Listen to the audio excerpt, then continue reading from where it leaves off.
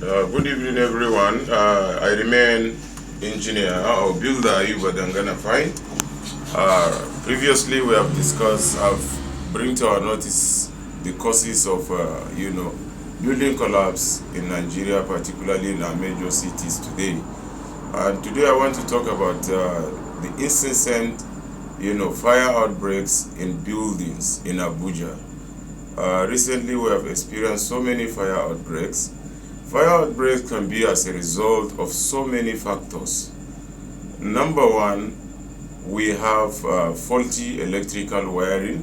So when engaging on, in wiring of a building, you need to go by the approved drawings. There are approved drawings that are designed by electrical engineers. So sometimes these electrical engineers do not come to site to supervise the wiring of these houses because they were not paid to supervise. That's why when you look at the footnotes, you see that the electrical engineer make notice. I would say the electrical engineer makes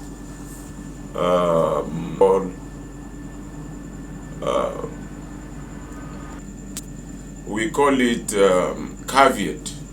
That is, any building, any of this work not supervised by me, I shall not be held responsible for that. So it is important.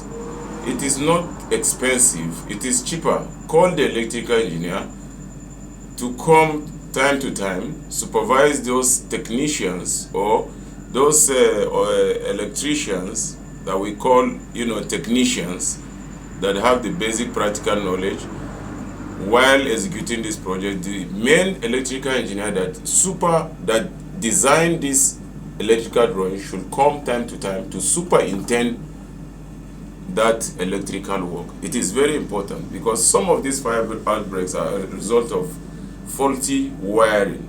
Some of those wiring don't start immediately. It takes time for it to start.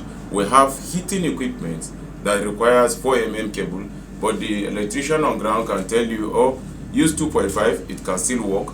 Yes, it will work, but with time, the wires ceases, to perform the way it should.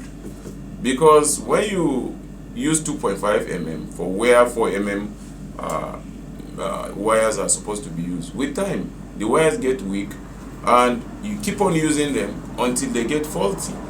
And we have a lot of other factors arising from that. So my advice is that always engage the services of the person, the current registered electrical engineer or the service engineer that designed that electrical drawing, to come once or twice to superintend the wiring of that building. By so doing, we'll be able to avoid fire outbreak resulting from faulty wiring. Number two, we have fire outbreak as a result of overloading. You have a building, you have done what we call the load balancing. The electrical engineer has done the load balancing. That is, we have so number of sockets, and the distribution board is going to cater for so number. For instance, your distribution board is to cater for like 40 sockets or 50 sockets. The electrical engineer, having added the factor of safety, will not provide for 40. Instead, he will provide for 50 or 45. So those extra 4 or 5 are called factors of safety, in the sense that when you have additional 2, 3, 4, 5, your building is still fine. But sometimes we renovate houses, we extend houses, we build other structures, or merge space together or separate spaces. By so doing, we add a lot of other sockets and lighting points. I'm putting it in the layman's language so that you don't get, you get it clearly. So we do merge those, add so much more than the factor of safety. If you ask, oh, why wouldn't the electrical engineer provide for 60 instead of 40? No, in building there's what we call economy. After safety is economy. So it amounts to over design If a building that is supposed to take 40 sockets and you make your balancing in such a way that to carry 60 sockets, it's basically over design, and we don't advise it in construction. So whenever you want to extend your building, add more socket, add more outlets, power consuming outlets, make sure you re-invite the electrical engineer. If it's not on ground, bring another electrical engineer to look at it and do another load balancing for you, and then superintend that particular process. So by so doing, we'll be able to avoid that. Another issue is faulty appliances. There are appliances today we buy in the market, they say Tokumbo. So when you buy those appliances, they have been used in other countries for a very long time. Most of them have expired. You bring them here, you start using them without proper checks on them to know the manufacturing date, to check the expiring date, and you start using them.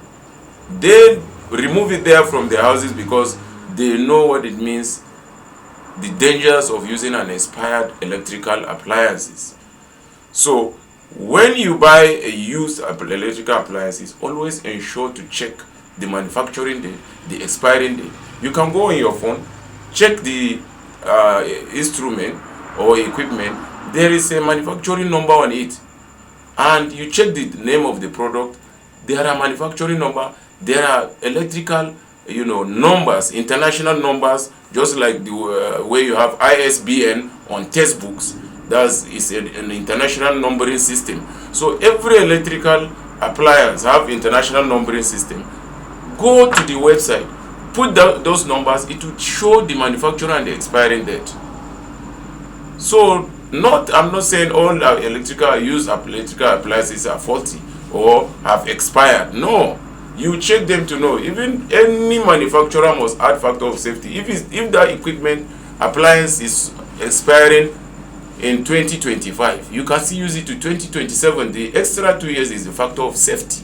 So it is very important to check your appliances, especially the used appliances, before buying them. This is another factor. You still then cooking. Make sure you have proper ventilation, proper fire system in your buildings. Depending on the size of the building, you have different types of firefighting systems on the building. This is not preventive measures, but they are also control measures in case there is fire outbreak. But the last one is continuous use of heating items without checking the manufacturer's guideline. These manufacturers have their guideline for use. If you don't have the paper, or you don't go through the paper, go to the internet, check the manufacturer, check the manufacturer, the guidelines for the use of those equipment. If the equipment is supposed to, for instance, use for 6 hours and then switched off, and you use them for 12 hours, those things can also lead to fire outbreak. So today I'll stop here. In our next edition, we shall discuss more on buildings. We'll be discussing more on buildings. The next discussion is going to be on what we call the building manual. Many people don't know that the buildings have manual, just like the way you have your AC manual, your television, all the electronics manual. The building also have a building manual that is designed by the builder. So our next edition, we shall be discussing about building manual. Please do subscribe, share, like and share, so you can get the first-hand information, or you'll be first to be contacted whenever we upload our videos. Thank you very much. Once again, you can contact us on talktoiba017@gmail.com or 081-400-53210, Jita Company Nigeria Limited, for anything building, renovation, alteration and new structure. We have all the professionals that will handle your job with care and safety. Thank you very much.